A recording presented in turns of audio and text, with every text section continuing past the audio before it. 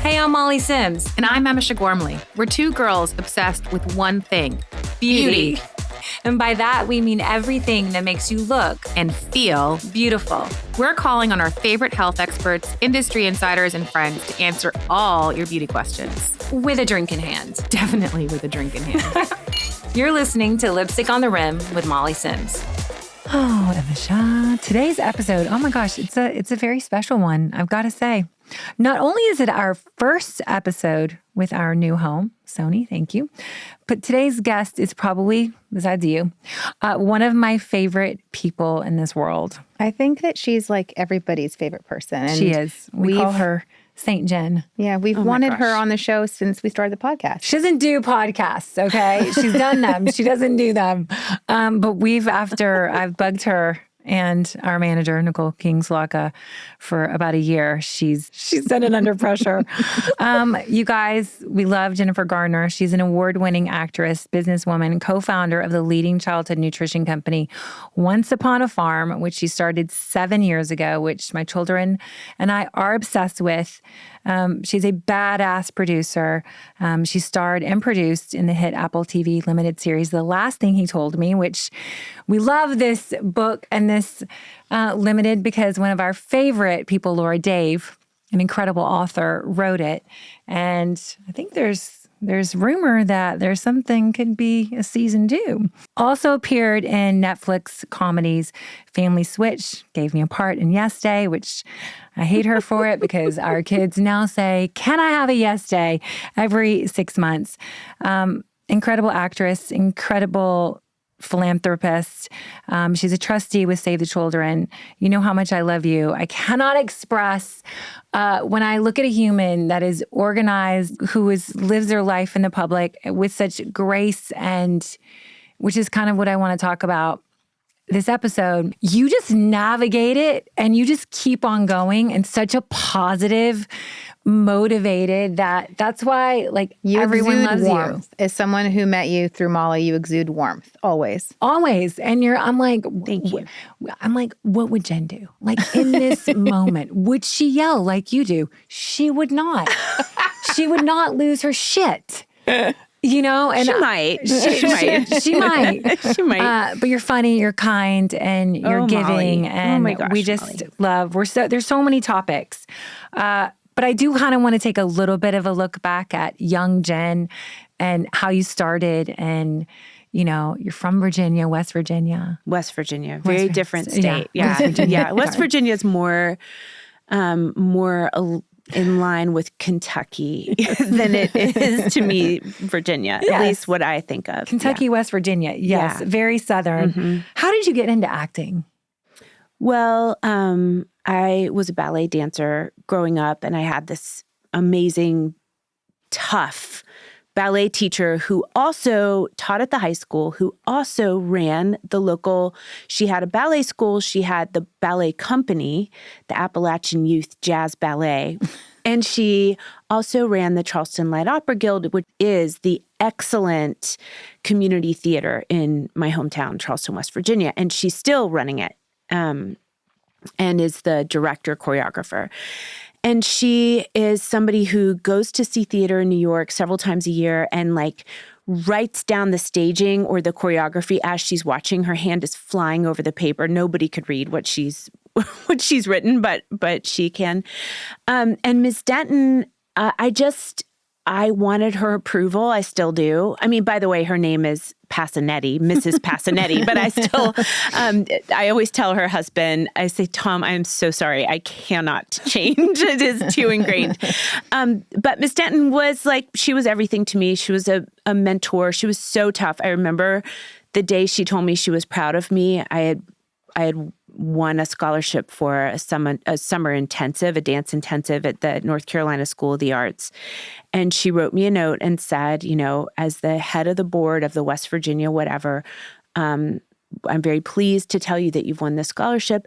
And as your teacher, I want you to know I'm proud of you. It makes me choke up thinking about it, because those people in your life who ask so much of you, they are gold. They're gold. And I hope whenever I see someone be tough on my kid, if they have integrity, I am just so grateful to them because that shapes you. It shapes you. We talk about that all the time. I believe, you believe, we believe in the same, that, someone really believing you and believing in your potential, but also being strong enough to get you there and build you up, but to hold you accountable and to your best ability. Exactly. It's a lot harder to be hard than it is to be just complacent and easy. I mean, you started acting when? Well, I didn't think I would be an actor. I didn't think that was a possibility. And I didn't think about it anyway. There's so many jobs I've always wanted to do. I still feel that way. I'm still like, any minute in my 50s, I'm going to go back to school and study. I don't know. But it was just kind of what I did. And it was like an extracurricular that took over my life. And so I danced every day after school. I taught ballet to the 3, 4, and 5-year-olds, and then I would have my classes, and then I would either have rehearsal for the dance company and whatever ballet we were working on, or I would have rehearsal with the Charleston Light Opera Guild. And so wherever Miss Denton was, I was there, and it made me able to fit a lot in. And on Saturdays, I would rehearse with one. On Sundays, I would rehearse with the other. So I was pretty myopic, but it's still, my dad would sit me down and say, Jennifer, it's wonderful that you're doing this, but shouldn't you be focusing just on something real to study in and to study for? And my older sister was valedictorian, and she's brilliant. And I think he just so badly wanted me to follow her. And I was a good student, but I was definitely distracted, When you were following a dream. I wasn't, though. It wasn't like it was a dream. It was a love. I was following a love. I just had so much love for it, and and I still feel that way. I still just really love it, and I really want to be better at it. But it's not ever been like, I have a dream to X, Y, and Z. I don't see myself in that way. I just really love what I do, and it's always been hard for me, and I really, really want to do my best. Always. I mean, I love it. What's been the most influential moment in your career? Like, was there a moment when you were like, okay, I can do this. I can, in terms of acting. When I was in 6th grade, I auditioned at another children's theater in my hometown for Hansel and Gretel. And there were like 40 girls that came out. And I didn't know anyone. I'd never auditioned for anything in my life, really. And I ended up playing Gretel. And I remember that being like, getting that phone call as being such, I don't know, I think I felt like Melissa's little sister and Susanna's big sister. I didn't really feel like myself so much. So that was one really major moment. It was in 6th grade. And then I would think, JJ handing me the pilot of Alias and said, I've written something with you in mind, but you'll have to audition, see if you like it. And I stood in one spot and read it, I couldn't sit down. It was so good. I couldn't even pull out a chair. And I called him and I said, I don't even know what to say. What do I need to do? And so that was when I finally got it after so many auditions. That was another moment. Not that I thought, I've got this. I've never felt that way, but it was just like, it was so affirming. Was there a favorite role that you had? Like in hindsight, was it Alias? I mean, it's hard to beat. Yeah. It's really hard to beat. Because you got to be everything. I got to be the badass girl. You got to be the fun, pretty, cool, smart. It redefined me to myself. It made me tougher. It made me more confident to play Sydney Bristow. And that was 20-some years ago now. And Feels like yesterday. Yeah, but it's a long time. And so yeah, that and then I'm so defined by 13 going on 30 that that I can't help. But also we were young and we were so excited, and it was Judy Greer and Mark Ruffalo and me, and all three of us. It was the biggest paycheck we'd ever had. It was the biggest role we'd ever had, and we just couldn't believe it. We were all doing it together, and so we have and we loved our director, who has since died of brain cancer, but. There was such a sweetness to that. So what's your favorite memory from that movie? Shooting in New York with the two of them, like being outside all night shooting with Mark by the Brooklyn Bridge, or, Judy and me like sneaking breakfast or lunch somewhere or a glass of wine after work and just being like, I cannot believe they put us up at the Four Seasons. We just couldn't get over it. I need to watch that with the girls. I feel like it's such a good movie to watch with them now. Yeah. They're starting to be the right age. They're going to love it. They're going to love it. It makes me happy how happy it makes people. It's no secret. You've been through a lot. You just lost your dad. How do you, and I think everybody, if they could sit down with you, would ask you this question, how do you remain so positive? Molly, of all people, you know better than anyone that I don't all the time. You kind of are where you are, and you just have to find the friends who can handle that for you. And think of how many times I showed up at your house and just started crying because you were safe and you were somebody that I could do that with. And that's nothing to be taken lightly. I don't take that lightly, and I don't take that for granted, but we have to allow ourselves to not be perfect all the time, to not be in the mood all the time, to not be smiley, to not be, and you just were, I remember you throwing a party, and I walked in and I just was not ready to be around people for whatever I was going through at the time.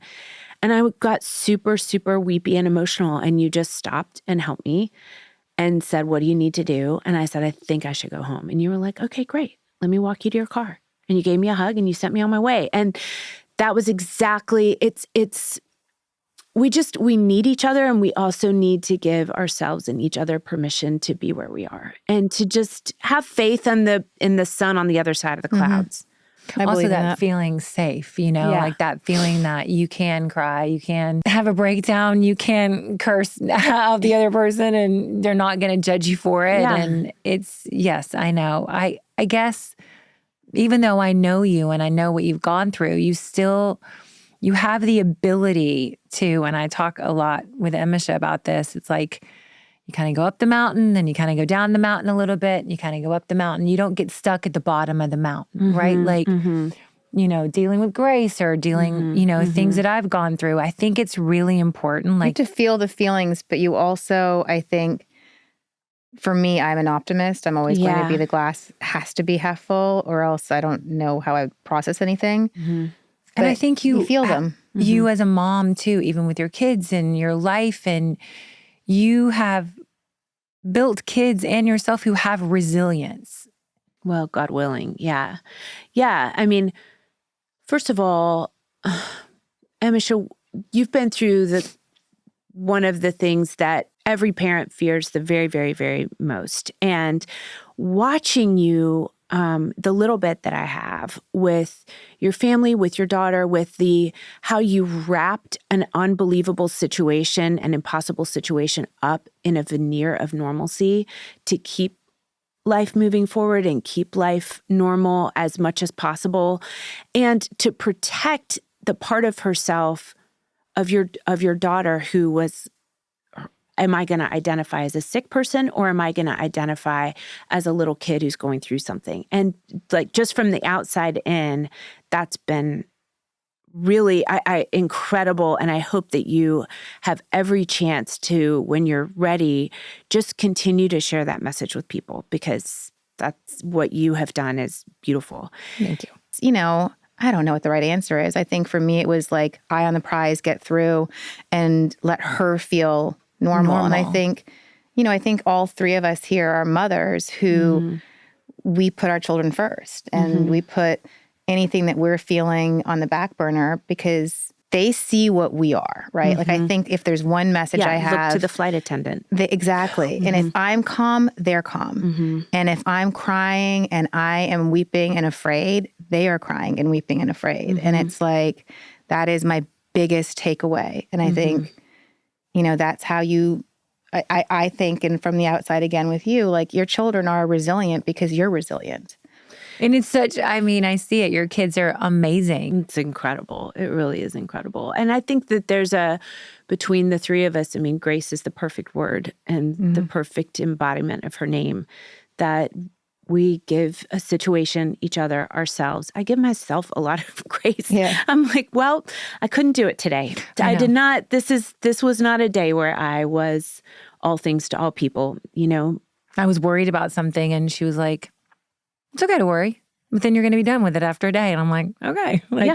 Then I was done. You do that. You hold me accountable all the time. You're like, okay, we're going to have a cry. We're going to have a moment and then we're going to move on. And it's not compartmentalizing. It's just being in that moment and feeling it. Mm-hmm. I think that is when you allow yourself to have those moments, I think, as opposed to just constantly going. Sometimes I can just fill the void with work or with things. And I have to be careful not to, just keep going. Because then I think fall all apart. of us do. That's a real thing. I mean, I think that you probably really do have trauma to process, Amisha. Of course you do. Oh, no, I definitely do. It comes out in weird moments. Yeah, of course. I think all of us do in our own ways. Every human does. You're not going to get through the human experience without having something that you're just like, God, I cannot, in the dead of the night, I think about a moment in college that I wish I'd handled differently, or I wish hadn't happened to me, or I wish, and that's in beautiful lives that are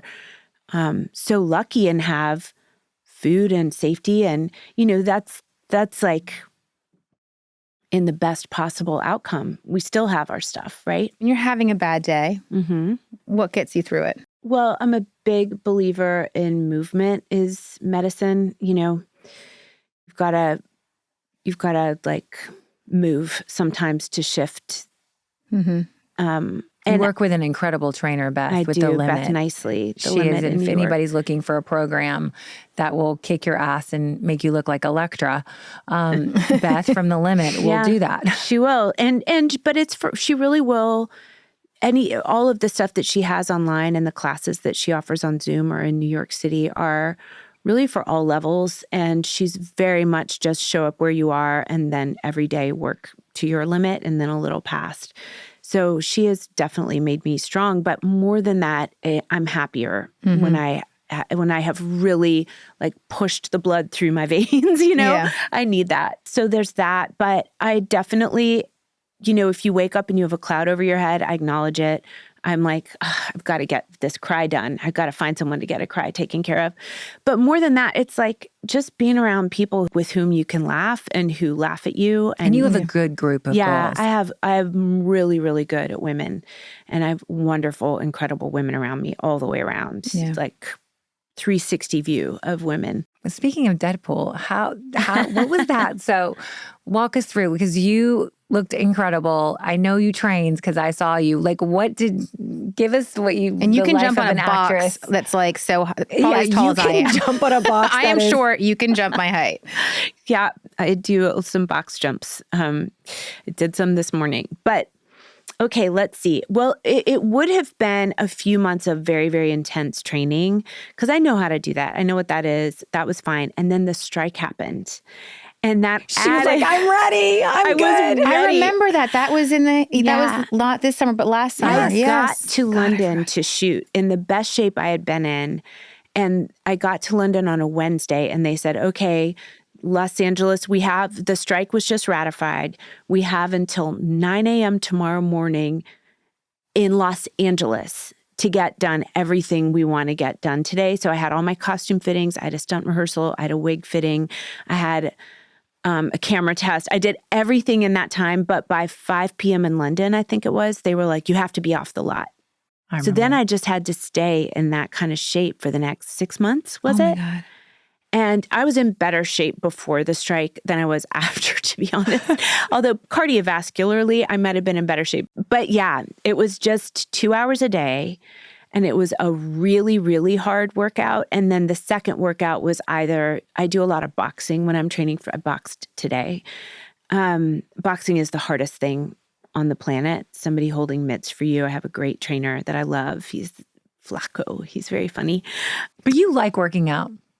I do. I like discipline. I like things that ask a lot of you. I like to be disciplined about something. And so the second workout would either be Flacco or it would be, or Beth would give me homework. And my stunt double and I called it bad homework. And we would text each other back and forth and be like, have you done your bad homework? No. Have you? Yes. Okay, I'm going to start mine. Is it hard? What? Is it harder to do it now than it was before? Shit, yes. Yeah. Hell yeah. But do you think you're stronger now than you were when you were 25? No, I don't. Okay. No, because I was you were very, very Alias, strong yeah. for all that stuff. No, it's definitely harder. There are not diminishing returns, but it's not the same. But you know what? That's okay. I'm happy to just feel great where I am. Do you find when you work out that much, because I know the answer for me is yes, that I you're eat hungrier? more. Oh yeah, I definitely eat more. That's like that's a starving. real problem. You have to eat smarter too, right? Yeah, I can only worry so much about food. Yeah. I'm a really good eater, but See, I love food. I do too. I just can't. She does. I love If I food. restrict myself too much, that's not good for me. So. Can we talk about your pretend cooking show? Because Yeah. Oh my God. By the Your way, mother is the cutest. I love her She so Oh is. my much. gosh. Oh my she's the God. sweetest. Have you always loved being in the kitchen? Well, my mom made all our food. She was a farm girl, so her mom truly made everything. Her mom made biscuits in the morning and then cornbread for dinner and supper, which is lunch and dinner. So did mine. Literally I every know. day of the world. My grandmother's Mama Bone and then Gran, they would compete, even though they weren't competing. I was competing because who made better biscuits? My Gran made a thinner biscuit, and then my grandma made thicker, like more of a fluff. fluffier biscuit. So which kind do you prefer? You know, I loved the thin. I love the thin, crisp, buttery. Yeah. Best. God, I love she a made the biscuit. chocolate pies. Oh my gosh. I love a biscuit. Now I'm love a like, biscuit. okay, I'm going to make a biscuit tomorrow. Can you make a biscuit? Yeah. No, you can't. Yes, you can. I Come on, can't Molly. make a biscuit. Yes, you can. What's your I'll show favorite you how thing to a make? a biscuit. She makes homemade bread. My favorite thing are doughs. Usually, Doughs. like the other night, I made English muffins. That's an old favorite. It's the huckleberry recipe. I love huckleberry. Yeah, have you ever had their English muffins? Yes. They're perfect. They're super easy. You to know make. how to make them? I will show you how to make them. They're very, very easy to make, and everyone's happy. And then the next day, you toast them, and you just can't believe how good a homemade. But doesn't it take like 2 days to make the dough and the yeast? It's just not that hard. Once you've done it, if you have to do it like anything, any recipe you do 3 times in a row, you just gets easier. your kids are like, are you doing this again? You're like, yeah, because I have to get it in my brain and body. And then you start to own it. And then you start to be like, oh, I'm going to start this now. Then I'm going to go do this. And See, I it's wanna- not. That's my pulled pork. I make a She killer loves a pulled pork. really yum. And my husband literally said to me the other day, he was, please do not make pulled pork again. So we eat it for days after because I buy 4 pounds. He's like, I just can't look at pulled pork. What is it like in the kitchen with Ina Garten? Do tell us. I I was Ina for Halloween last year. She was Ina. We were Ina and has a Jeffrey. new book out, by the way. She has I've read it. It's incredible. And since this will come out after this is happening, I'm having lunch with her Friday at Farm Shop. No, you're not. Yes, Okay. I Molly am. might show up, by know, the I'm way. gonna She might be pass like, oh my by. God, JK, I'm here. I didn't know that. Yeah, I can't wait to see her. I really have.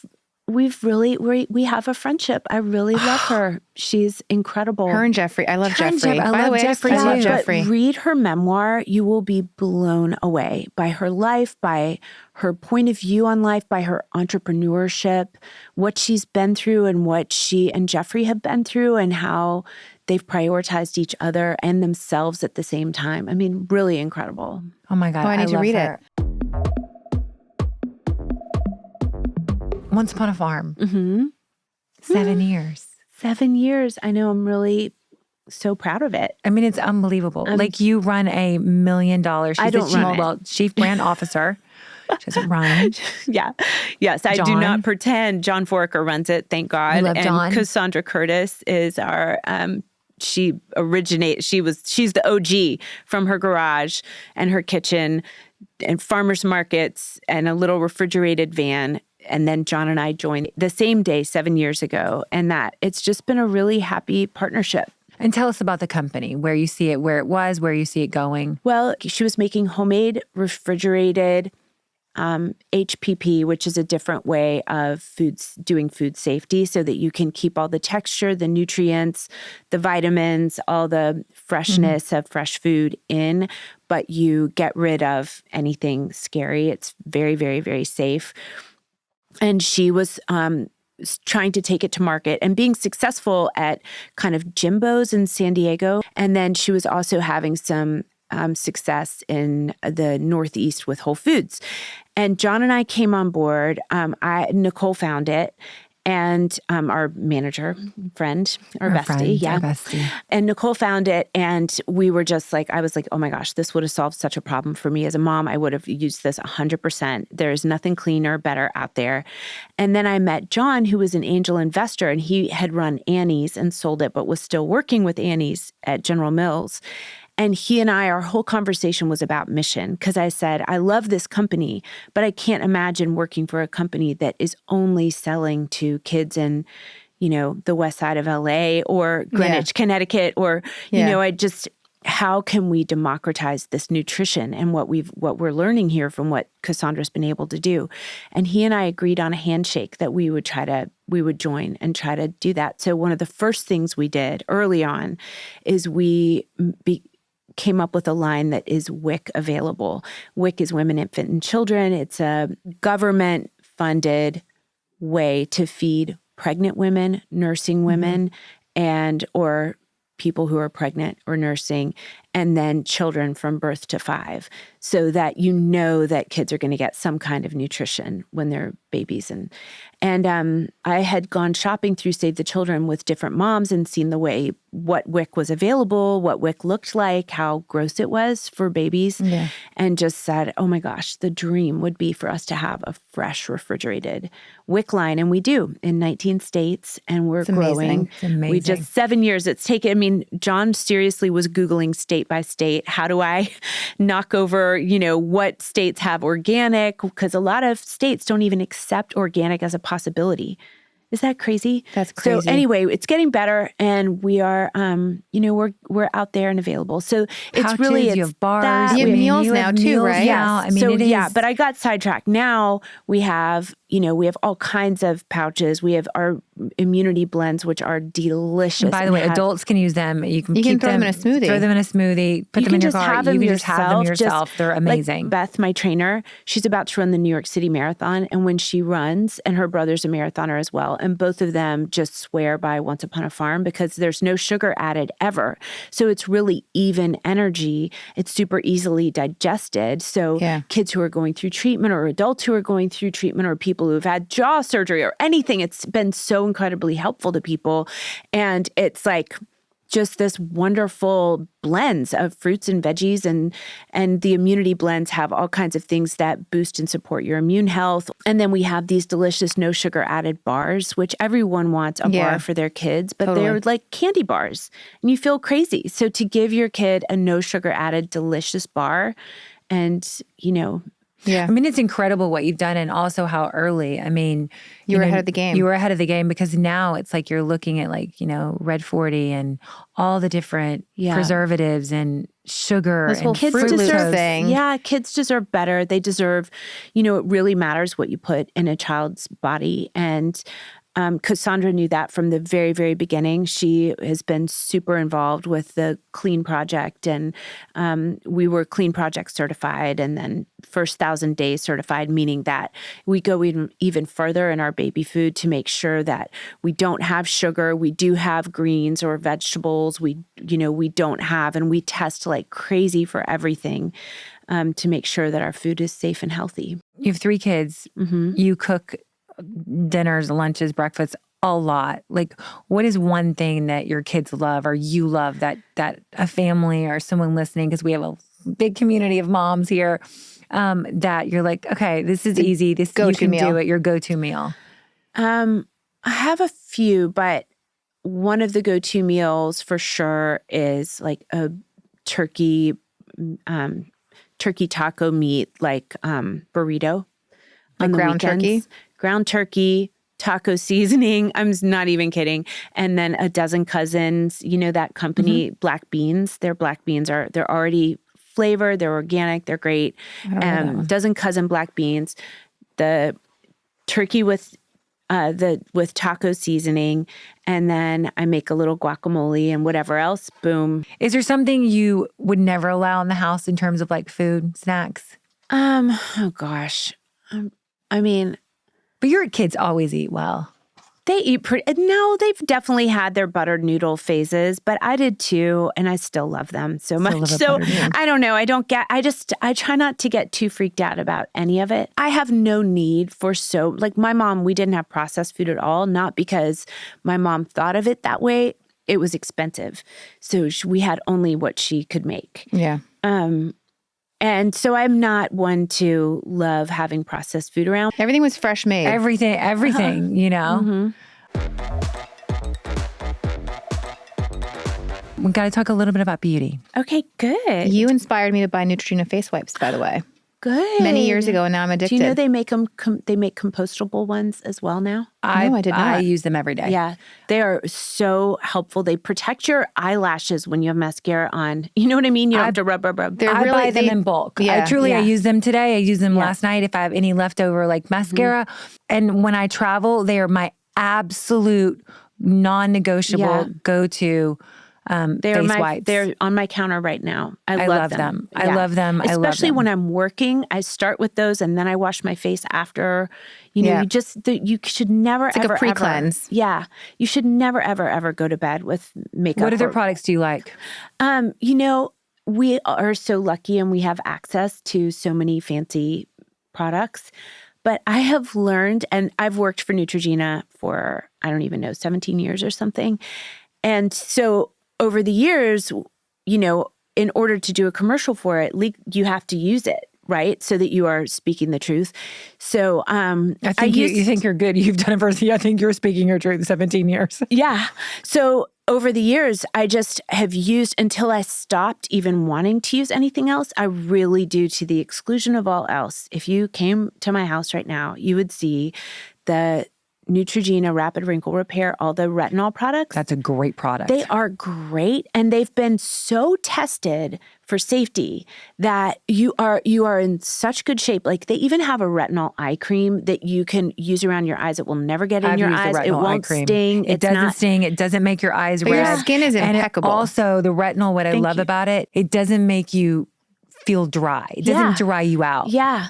And then if the hyaluronic acid, I think, is also excellent by Neutrogena. And the main thing is, and this is like, you know, I've been on this kick since I started working with them, is that, you know, skin cancer is the most preventable kind of cancer. And we just have to use sunscreen. And the sun is stronger than we were kids. And we are the generation that grew up one way, and we have to shift the way we think, and we have to do it for our kids so that they just always have it habitually as part of their day. Neutrogena is such a, you know, going back to what you said, it's just such a well-tested, you can rely on it. Like we use the sunscreen as well. Like, I use it on my kids. I use it on my kids. Of course. Stuber uses it. The sprays are amazing. And then you have every different kind, and your kid can decide if they're going to be outside doing sports or in the water, then you want the beach defense. If it's you, maybe you like the mineral sunscreen and you use that. Like the beach. Yeah, I use the beach always. What do you have on your skin right now? Is it tinted moisturizer? Like your skin's very glowy. Yeah, it's just a tinted moisturizer. It's beautiful.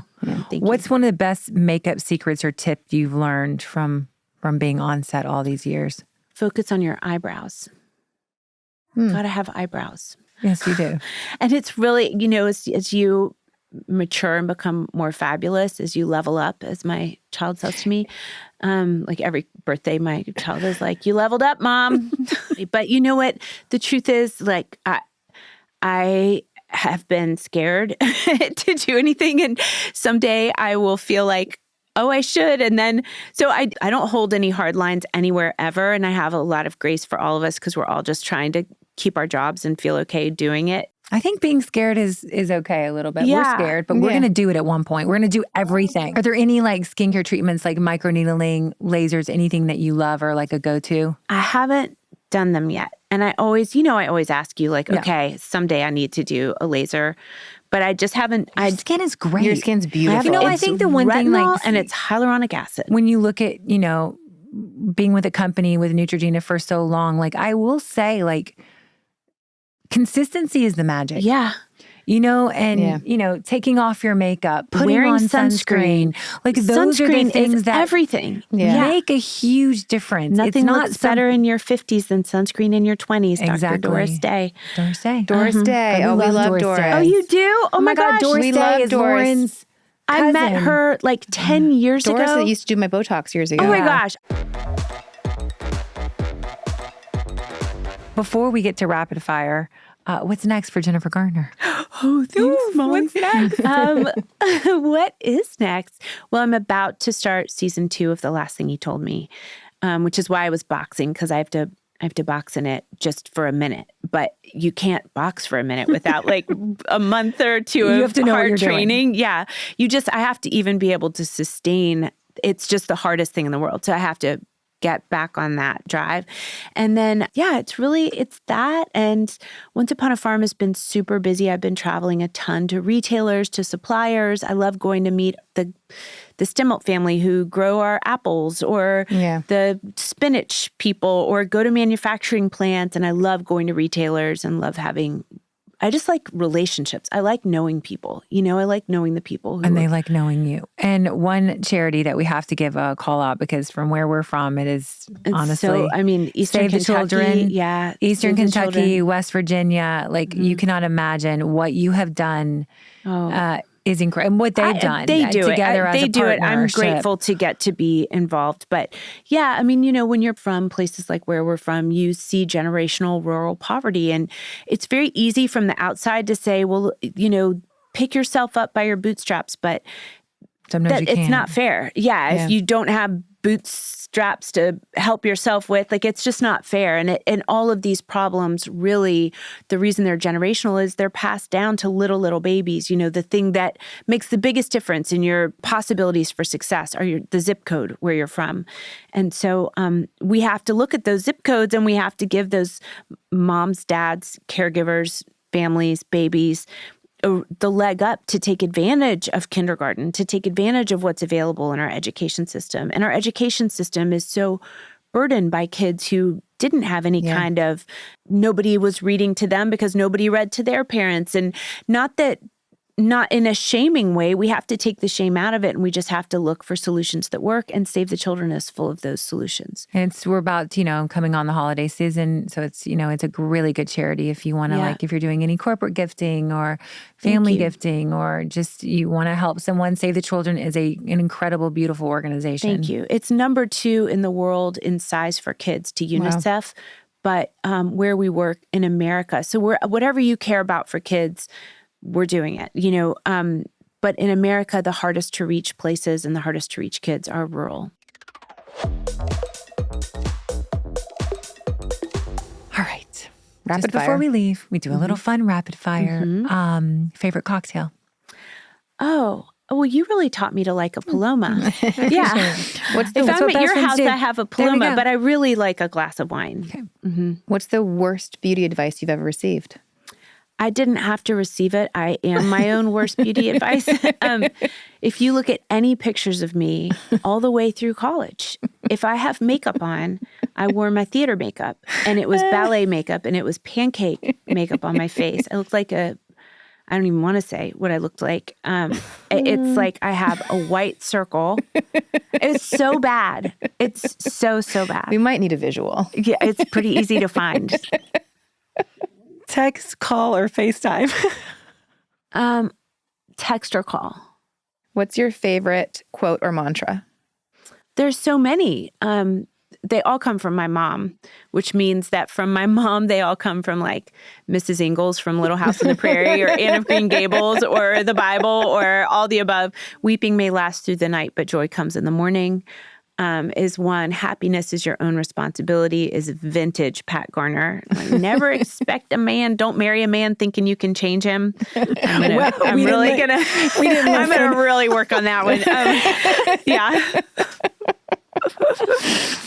Are you an early? I know this one, but are you an early bird or night owl?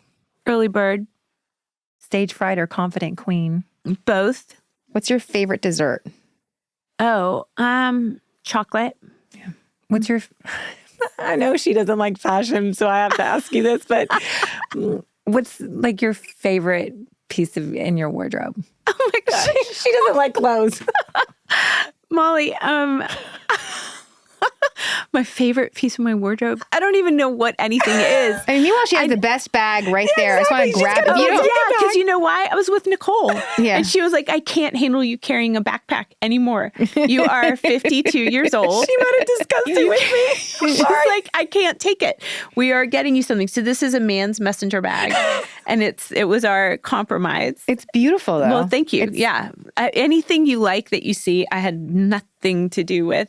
But You and Nicole inspired my sunglass purchase. Oh, I just bought a Jacques Marie Mage 2 days ago. Oh, right. I am a pretty good shopper. I can walk into a store. I know. And I can pick out what I like. It's just you that give incredible gifts. She got me these Alaya that I just wore in Paris in September. I liked those. The net with the heel. And I would have never bought them for myself. You bought them for her? Yeah. I love it. Okay. But my problem is competition. Hold on a second. I get stuff home and then I don't. I have a lot of really beautiful clothes and I love them. You should have her help you in Can I my put your closet. outfits? Can I come over and put outfits together for you? 1,000 times yes. I'll put outfits together. It's like my favorite thing to do. You know what? She's good at casual outfits. Casual. Day. That's what I need jeans and a and they look cute. Easy. Look at you. $1 million. I couldn't do that. Well, she's a shopping addiction, so that's another episode. Wait, what food do you eat every day? What salad? You eat salad? Greens. Yeah. Okay. What's your favorite type of cuisine to cook? Well, I really just cook mom food. I really make a mean pizza. I make a mean roast anything. Favorite type of food to eat when you go out? Well, really, I really will like anything. I mean, I don't mind a polo bar night with Molly, but then you're going to be sad the next day because you've eaten way overeaten. Everything. I try everything. By the way, if you're ever in New York and you go to the polo bar and look to your left and Molly will be there. The hot dogs that are the pigs in a blanket. The pigs in a blanket are, I know it's disgusting, but they're the single best thing. I their burgers. So we always get a burger. The burger, everything is good. I know this one, but planner or go with the flow. I'm actually very not type A. She has a notebook on her lap, guys. I always have a notebook on my lap. Tell me you're not type A. Of course you're type A. No, I'm actually not, but I overcompensate because I'm so afraid of forgetting my kids somewhere. I do see doodles. Because I sit in meetings. I sit in meetings and I have to write everything down or I won't pay attention. I'll just start being like, la, la, la, or I'll just open my phone and I'll be like, shit, Jennifer, you're in a meeting. Look professional. So I write it all down so I can remember. I always do. I always get made fun of too. They make fun of by the way, I do the same thing. Like I will have like 74 notebooks, but if I write it down, I remember it. Yeah, me too. It's like a weird in my thing. Head.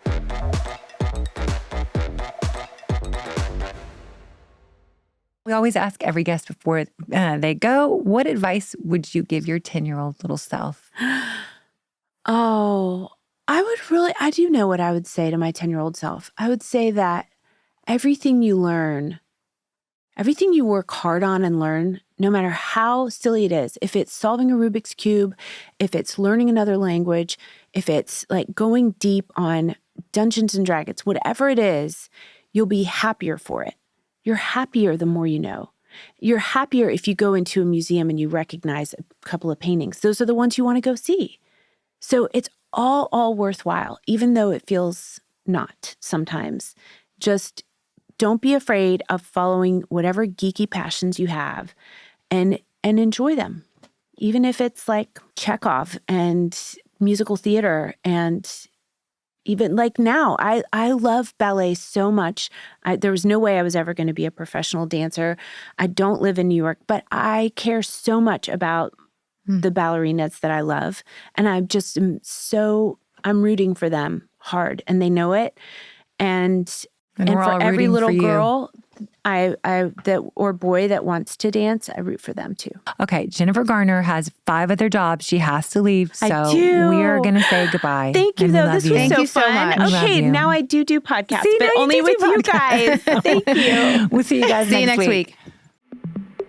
Thanks for listening to Lipstick on the Rim with Molly Sims and my ride or die, Emisha Gormley. We are so excited to bring you guys along on this journey with us. You can find us on Instagram and TikTok at Lipstick on the Rim and at Molly B. Sims. Or you can go to my blog where you can dive just a little bit deeper into my favorite products, trends, and more at mollysims.substack.com. And don't forget to check out our video episodes on my YouTube channel, Molly Sims. This podcast is a production with Sony Music. I wanted to give a special thanks to my team, Rosie Cummings, Kenna Ryan, Safine Kevorkian, and everyone at Sony Music. Don't forget to listen and follow wherever you get your podcasts so you never miss out on the fun.